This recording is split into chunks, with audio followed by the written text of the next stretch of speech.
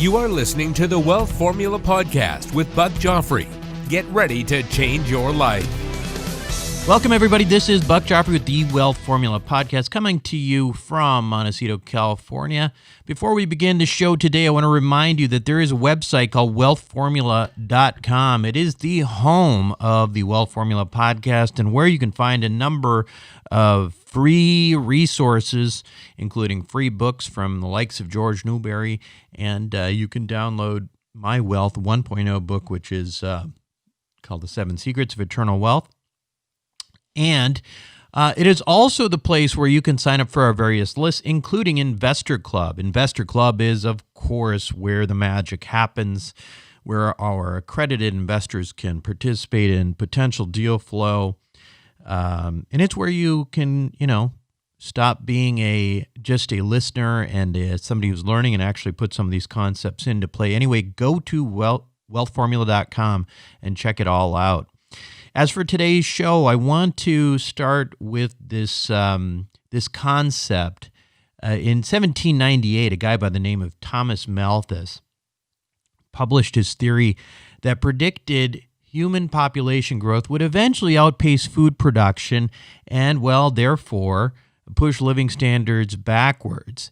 He was a smart guy. He based this on simple mathematical observations that human population was growing at an exponential rate while food production was growing at a linear rate. Well, of course, at some point, those two would collide and people would end up with living standards that were less optimal, and essentially because there would be a shortage of food. Of course, we know that Malthus's theory was based not on not really being able to predict the future per se. He didn't know the Industrial Revolution would come and that farming equipment, etc., would be significantly successful in our ability to scale food production at an appropriate pace to keep up with the population as a whole.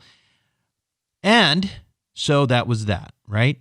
And for those who jumped on the peak oil bandwagon a decade or so ago, again, kind of being concerned about running out of oil because the earth only has so much, and all of a sudden energy prices go crazy, and you better find yourself a place to hide and somewhere in the woods where you can live without energy. Whatever happened to that crisis?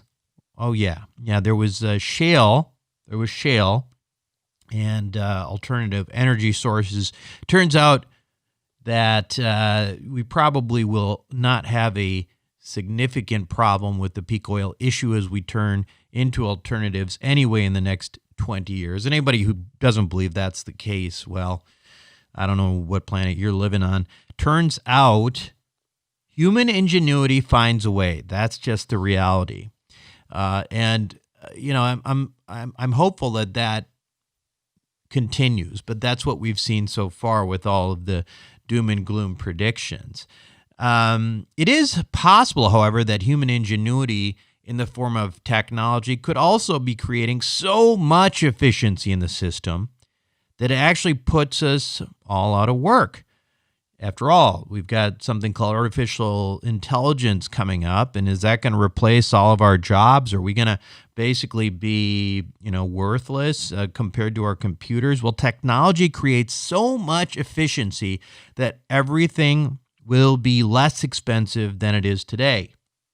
After all, think of those mobile applications you use on your phone that we get for free, right? All that technology that would have cost thousands of dollars, probably hundreds of thousands of dollars. Now you just get for free on your phone.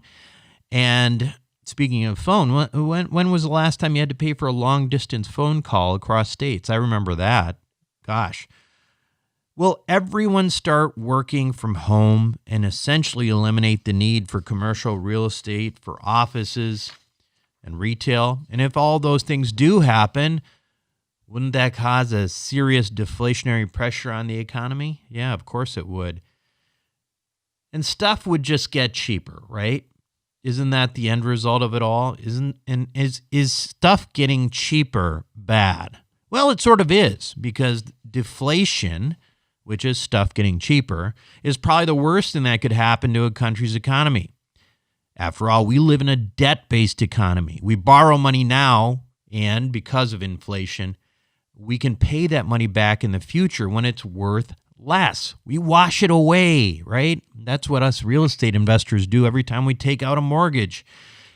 If we had a true deflationary movement and environment, we would be screwed. And I'm talking about the country, of course, us mortgage holders and stuff like that. We'd all be screwed too, but the country would be screwed. We would not be washing away our debt with time, but rather amplifying it.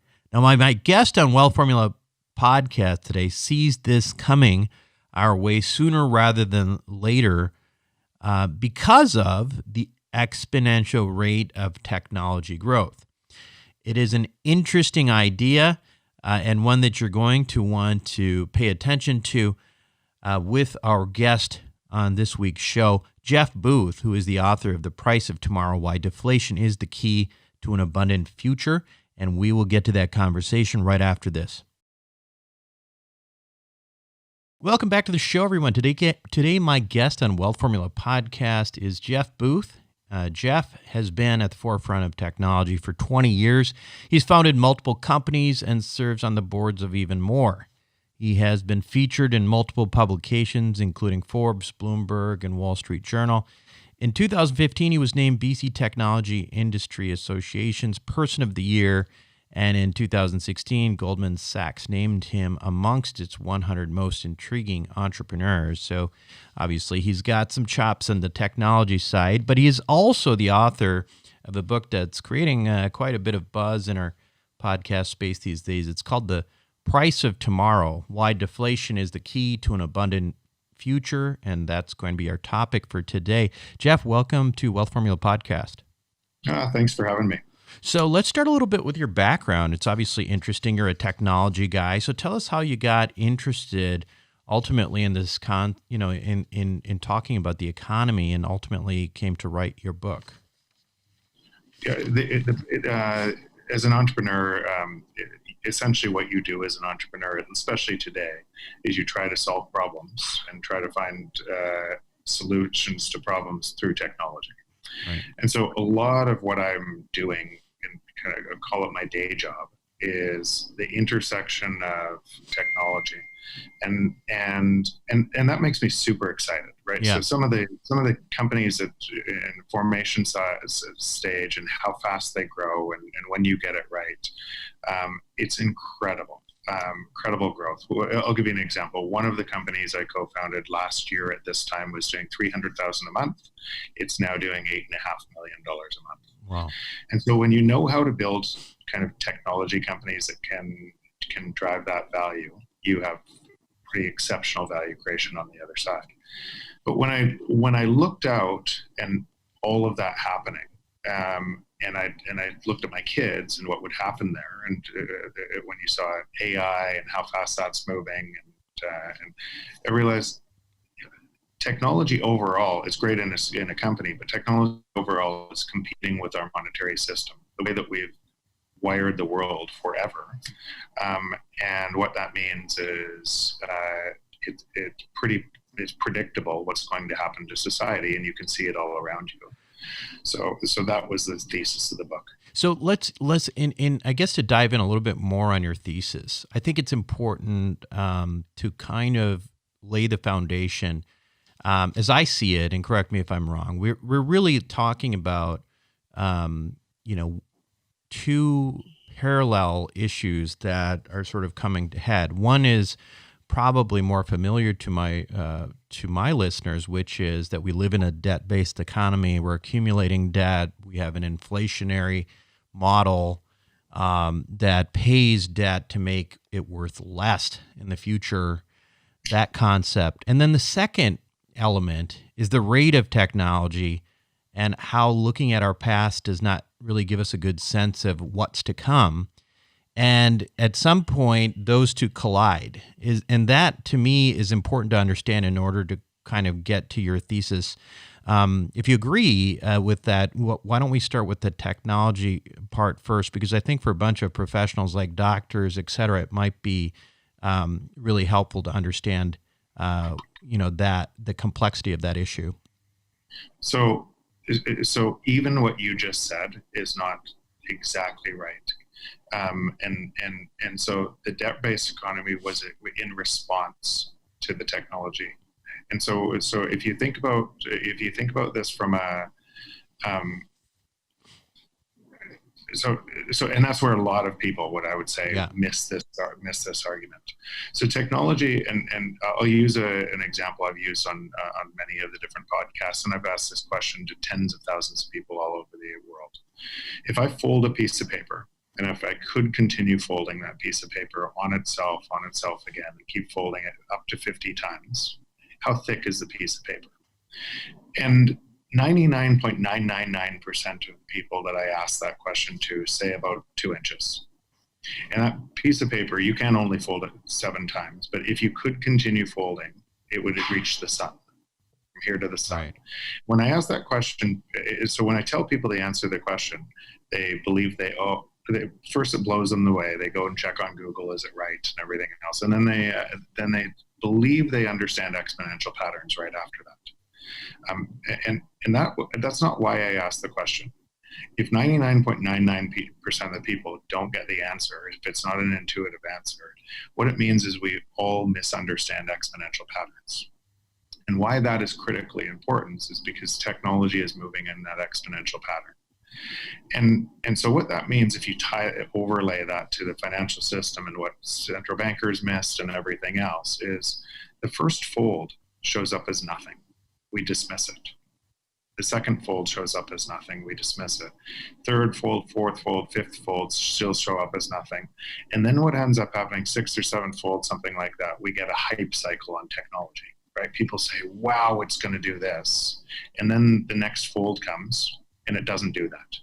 It doesn't match the expectations. And so it just drops and everybody goes, it didn't work. Take 3D printing, what people think about 3D printing today versus where it really is. That's that hype cycle, or AI before it and everything else. And then it keeps folding. It keeps on moving at that rate. And then you get into the big steps. And as much as you underestimated it in the beginning, or overestimated it, you massively underestimate how fast it's moving. So that happens to all of us because we misunderstand how fast it's moving. So today we're now on, if you compare Moore's law to that paper folding exercise, we're on fold 33. So in fold 34, doubles all of the technology we're looking back at going forward, doubles it, right, in 18 months or 2 years. And technology provides massive efficiency. That efficiency is deflationary. It's not a guess, right? It's all around you. Your phone that you use 20 years ago was just a phone. Now it's your camera, it's your music player, it's your AI assistant, and everything else. In fact, we celebrate that deflation all around us, and it's moving faster and faster into all corners of society.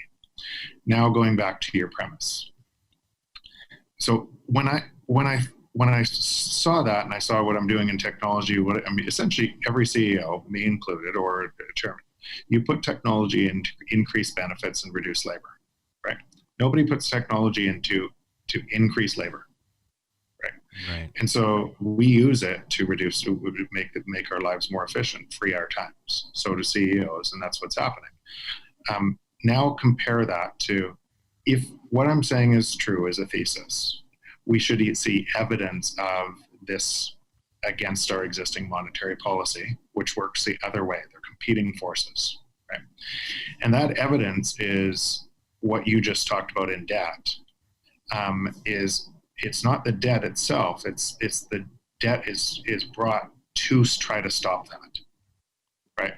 And so technology is moving that fast. It's doubling and doubling and doubling. And in response to that, governments thinking that they can grow against that, lower interest rates first, which causes more debt, right? Which causes more debt, which causes more debt. And in the last, so before COVID, we had $250 trillion of debt to run to run an $80 trillion global economy. That's not the point. The point is 185 trillion of that new debt came in the last 20 years, predictably against what I'm talking about. And if you take that the next step, and we're seeing it right now, is the debt has to be exponential going forward to stop technology from collapsing the entire thing.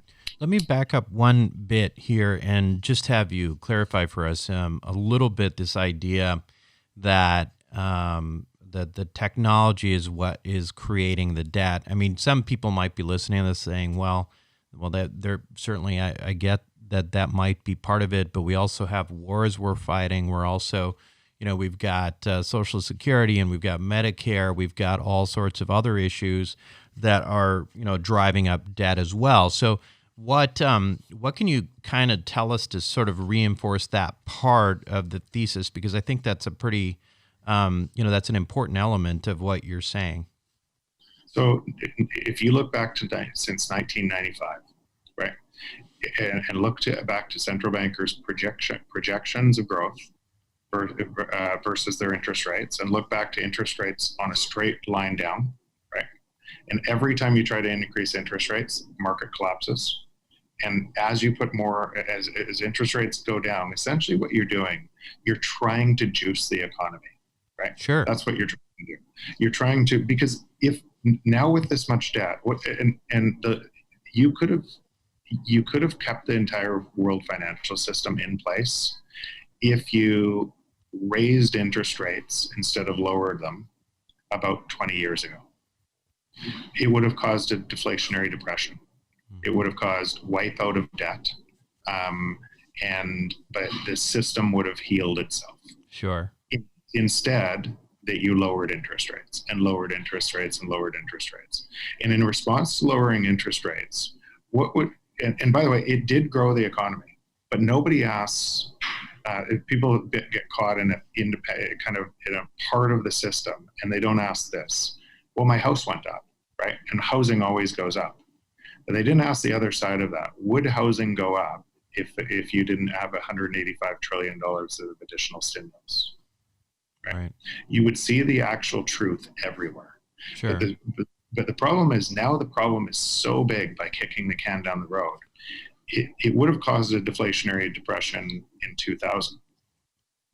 Now the entire system unwinds. If you allow even look at today's, the stimulus talk about today and everything else. And once that starts to unwind, it unravels the entire system. Because it's all connected. No, I get that part, but I guess going back to the question of how, technology as a, I guess what I'm gathering from what you're saying is that technology increasing at a, technology causes the debt is kind of the question I'm trying to get at. It doesn't cause the debt. It causes the response by central bankers to keep things growing against nature, because essentially against that natural force, right? Mm-hmm. Think of all the things you get free now in your phone that don't require labor. Sure. And governments need to try to drive labor and the economy growing to keep jobs, to keep the economy growing so the unwind doesn't hit. Right. That's what response is. That's what the response is. So technology in its reduction of cost, you had to keep things going up in price. Right. So let's say, and again, just playing devil's advocate and trying to understand, trying to hit at the core of your thesis here. Some might say, well, we've had changes in technology before. We went from an agrarian economy to an industrial one, and sure, we didn't need the farm hands anymore, but they went to work in the factories. So why can't we expect the same thing to happen as technology progresses? Don't we make other jobs? Don't we, continue being productive? I explore that all over the place in my book. Like I go down to the sand and back up on the book, just so people realize when we did this before, right? Let's use the Industrial Revolution. Mm-hmm. Same thing, changed labor, and we created more jobs with the electrification, right? Right. And what did the world look like through that? Right? Resets of currencies everywhere and wars everywhere. Right? Sure. Because you had to reset. The same thing happened. Every single country tried to manipulate currency as this was happening, making lives more efficient, and you had to reset and take it all down the ground and rebuild it again. And that could happen out of what we're talking about. That could very much happen what we're talking about. Here's where people, and economists are just, if 99.9% of people get fooled by that same thing, would stand to reason that economists get fooled by the same thing as well on the paper folding. Sure. Yes, we all get fooled. And economist models look backwards, not forward. And that's what people are doing right now with what you're talking about, the same thing. If you knew I'm at the front edge of some of these technologies, yeah, right? I'm at the front edge of AI, and there I was at a meeting in artificial intelligence, one of the world's foremost artificial, where one of the leading central bankers compared what happened with artificial intelligence, what's happening with artificial intelligence with electrification. And I couldn't help thinking, I'm sitting there in the audience thinking, are you kidding me? When was the last time that anybody thought electricity was doubling and doubling and doubling? Right. It was moving linear across society, not doubling. Right. Or did anybody ever think that electricity could be smarter than us? Because that's what they think with AI. Right. Right. And so these are completely, you're using two different frameworks. Right. And you're projecting the future with an archaic framework. That's what's happening. Got it. Okay, so let's assume we've got deflationary environment, deflationary pressures, which I think we're already feeling deflationary pressures for a variety of other reasons too. Where does this go from here? What is the, obviously we're continuing to, governments are continuing to pump money into economies. We're continuing to, central banks want inflation. And they want inflation, as you said, because when we can borrow today and pay back tomorrow in dollars that are worth less, it makes for, everybody's happy with that in general. So at what point does that stop? What are the phases that you see coming up? And maybe, if you can try to give us some sense of how quickly those types of changes might occur. So these are, as far as quickly, people also misunderstand the feedback effects of a system because they're looking at one component part of a system.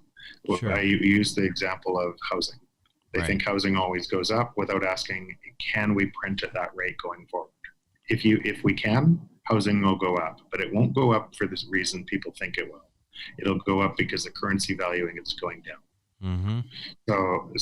So in this environment, but then if I zoom up a level, every country thinks the same thing. And this is a global phenomenon. So you have a whole bunch of actors in a system acting in their own best interests, creating chaos in the overall system. The two systems, technology creates that deflation, and it's incongruent with our existing monetary policy, no matter what. Right. Those are two totally different systems, and they don't fit together. The people's mistake in trying to fit them together is they carry how the old system works into the new system, and they can't see it. Right. So let's just, from a first principle standpoint, those things cannot go together. So now let's explore what likely happens to protect the existing system, and what ends up happening on the other side because of it. So what happens to protect the existing system is you're seeing it all around you, right? Governments have to inflate, right? And the first step of that in inflation comes with central bank policies who print money, and that money printing goes to the banks. Essentially, they take bad debt off the bank's debt balance sheet and replace it with good debt and take the liability on the central bank's balance sheet. But the central bank right now, the banking sector won't lend, right? Because there's no good businesses to lend against, right? Yeah. There's not enough good businesses where they can make money going forward. So you have velocity of money collapsing because of that, right? The next step to that is okay, central bank cannot force a private entity to lend. The private this relationship is actually just all going into asset price inflation, right? So prices are going higher and higher and higher in our assets, and most people are getting killed, right? Because what ends up happening is inflation is just a hidden tax, but it's a hidden tax on the people that are most vulnerable. Because what inflation is really saying is, I'm going to decrease your wages, right? Inflation is wage deflation. Sure. Right? So there's a whole bunch of people working for wages that don't have assets. And the assets are going up in price, and their wages are going down against those assets. Mm-hmm. And they can't feed their families. Right? Sure. And so what's about to happen is you're going to go to the same. So you've destroyed the free market. You haven't let things fail, and you've taken the risk on the central bank. And by doing so and you had to, because if you actually let things fail, who has the paper, who has the debt on the commercial real estate that needs to be written down 50%? It's the banks, right? Right. And if the banks fail, everything fails, and you have the whole. Sure. So you're forced into this thing where you have to keep doing it. Right. At exponentially more. The next step of this is, because of the breaking of the societal rules, and a whole bunch of people are losing out. You elect people who will say, "I will give you free money," right? Without understanding where the free money comes from, because until now it's just been socialism for the rich. Now it's going to be socialism for everybody. And as you do that, you have to get MMT, you have to get fiscal policy, because the banks won't lend. You have to get that to people to be able to spend without asking where the money's coming from, right? So you have to print a whole bunch more money, and you have to do helicopter drops, MMT. And effectively at that time, the Fed loses its independence, and Treasury governments take over the Fed because people demand them to. Right. I'm going to, and at that time, when that happens, you can expect that they will start to be able to drive inflation, and then hyperinflation. That's because you'll just inject it into people's hands. All of those people will not ask the question. They think they'll get free money, but the free money comes with destroying the private market. So essentially, you're consolidating power into government, more and more power into government, and government can't make choices like a free market can make. So you better hope along that path for benevolent leaders, because you've concentrated all power into this into the government. So so at that point, I mean, at some point this culminates, presumably in some kind of, Bretton Woods type reset, or what's sort of the end game? What's the transition? Those resets, remember, the two incongruent systems, Yeah. and those resets very rarely come through choice. Those resets come through war and somebody winning a war. And so you can see, if you look at society, the divide of society. How do you get elected in that cycle?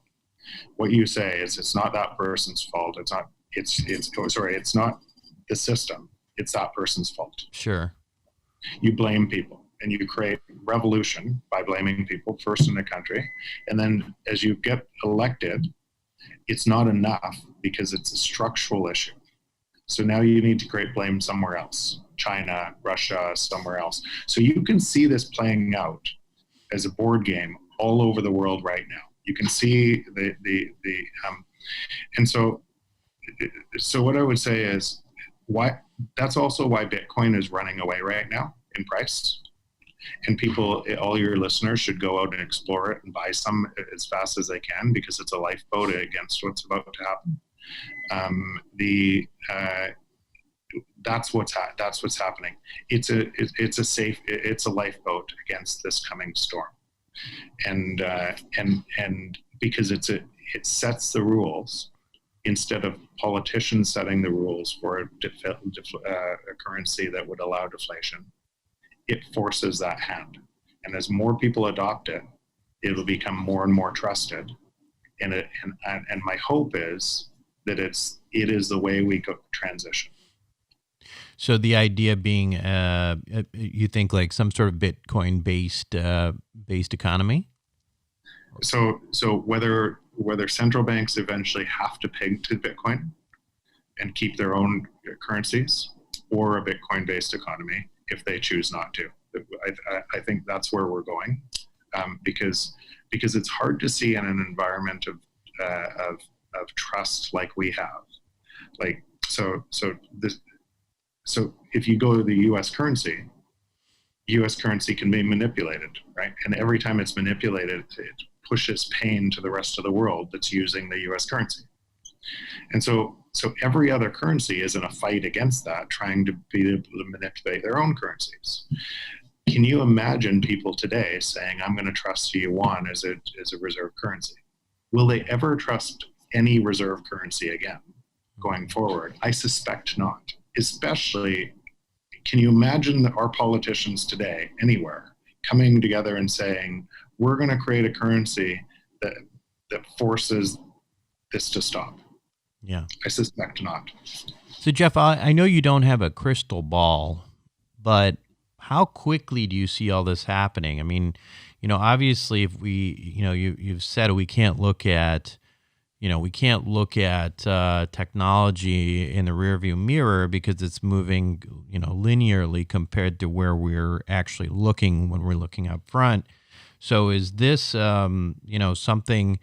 The events that you're talking about, in your view, or in your modeling, is this something like how soon does this become a critical issue, and where you start seeing, either some kind of need for a global reset, or, some kind of civil unrest, or, global unrest? Are we talking years? Are we talking decades?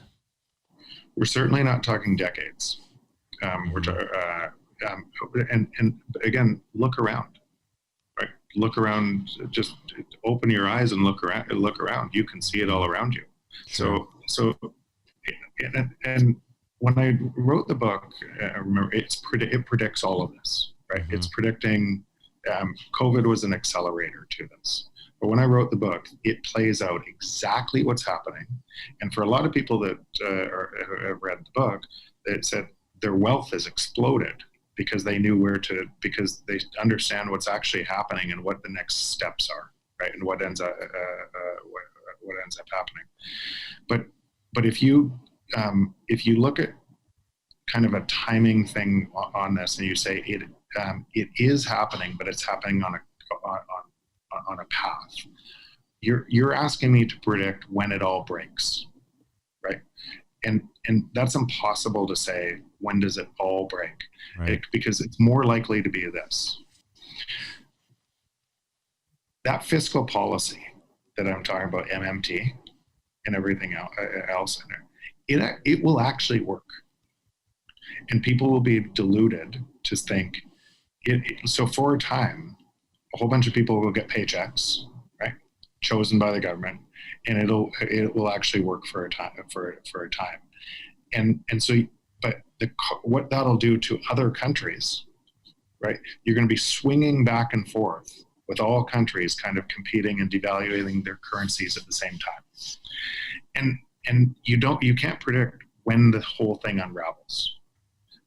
Just like when people say, when people want to look at, okay, AI taking all our jobs, right? AI being smarter than humans. People are looking at a light switch and saying, that's the time. And arguing about whether it's 10 years, 20 years, 15 years, 5 years. They're arguing about the light switch, the moment. Yeah. It doesn't matter, right? The trend takes away jobs the entire time. Right.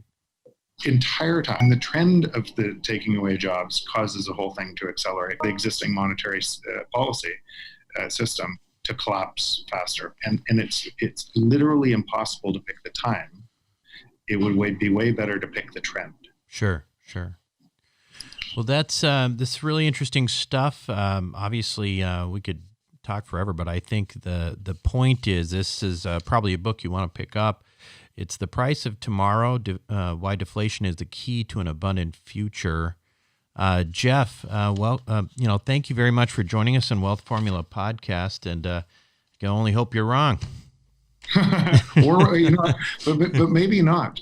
Like that's what the book points to. There's actually why is stuff getting cheaper bad in our lives? Yeah, that's the air true. The air you breathe is free and abundant. Why is that a bad thing? Right. It's just bad because we've wired our system differently. Got it. Thanks again, Jeff. Thank you. Take care. Welcome back to the show, everyone. I'm curious what you all think of Jeff's theory and would love your feedback. Shoot me an email, buck@wealthformula.com. But from my perspective, I have to tell you with full disclosure that I have not read his book. And so it's always hard to, critique a full body of a thesis without, digesting it. That, listen, I'm no economist, right? But from my perspective, I think the biggest problem I have, the biggest critique I have with this idea is the notion that technology itself is the primary reason for inflation. And as you may recall from our conversation, his thesis is really predicated on this. And as I understand it, inflation really is coming from expanding the money supply, right? And quantitative easing, and those types of things. It's what ultimately causes inflation. And the reason we need inflation is not to make up for good technology necessarily, but to pay for other things on our grocery list. I mean, listen, U.S. debt is about, like $26 trillion right now. And what is national debt anyway? It's an accumulation of budget deficits. And if we look into what makes up those deficits, the largest component by far is spending on Social Security and major health programs such as Medicare and Medicaid. We also have a tremendous amount of spending on the military-industrial complex. So what I'm not understanding here is how technology is a driving force behind inflation, when in fact, it really seems to me that we're just spending a lot of money on things that we want but that we can't afford, and then we have to figure out how to pay for them. So to me, it's a monetary and fiscal policy issue that's making up for spending that really I don't exactly understand the exact role of technology decreasing that spending. Or I don't really understand the role of technology here necessarily creating that need for deflation. So anyway, that said, I guess I might be a little bit confused. If anybody has any other thoughts on this, I would love to hear it, because obviously it's a thesis that's going around in the podcast space. And, Jeff is obviously a smart guy. I'm sure I might just be missing something. But that is just all the more reason to pick up a copy of the book. The book is, of course, called The Price of Tomorrow, Why Deflation is the Key to an Abundant Future. And that's it for me this week on Wealth Formula Podcast. This is Buck Joffrey signing off. Thank you for listening to the Wealth Formula Podcast. Visit us on the web at wealthformula.com. The information contained in this podcast are opinions, not fact. As always, consult your own financial team before making any investment. See you next time.